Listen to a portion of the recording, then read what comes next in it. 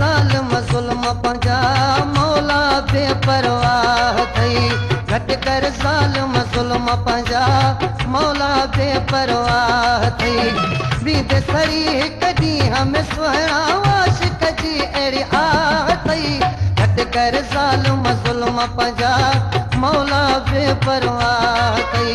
घट कर ज़ालिम ज़ुल्म पंजा मौला बेपरवाह थई।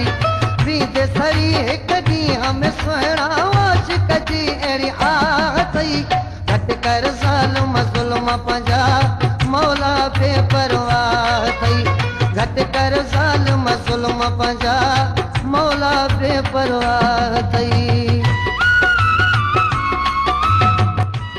वधीक गानन जी म्यूजिक के लाइ असांजे चैनल खे सब्सक्राइब कंदा सरेवाल सजाद।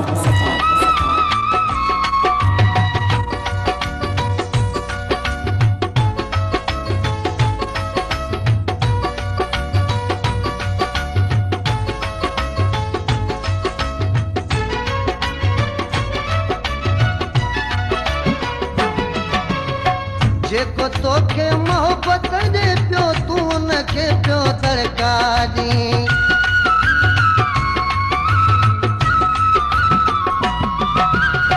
जेको तोखे मोहब्बत ॾे पियो तूं उनखे पियो दड़का ॾीं। कंहिंजे दिलि खे टोड़ण सां नाराज़ थी पवंदो अलाह थई। घट कर ज़ालिम ज़ुल्म पंजा मौला बेपरवाह थई। घट कर ज़ालिम ज़ुल्म पंजा मौला बेपरवाह थई।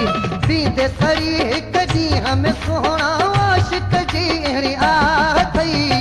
घट कर ज़ालिम ज़ुल्म पंजा मौला बेपरवाह थई। घट कर ज़ालिम ज़ुल्म पंजा मौला बेपरवाह थई।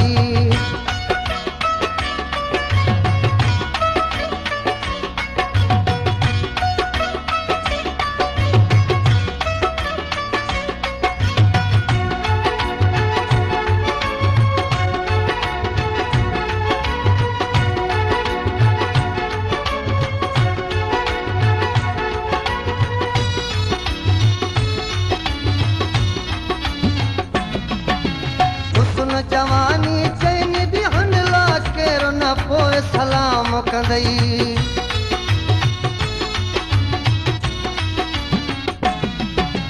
हुस्न जवानी चैन ॾियण लाइ केरु न पोइ सलाम कंदई।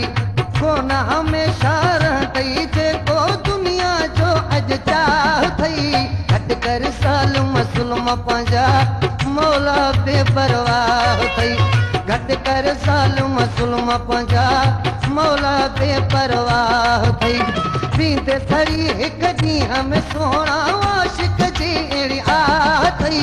घट कर ज़ालिम ज़ुल्म पंजा मौला बेपरवाह थई। घट कर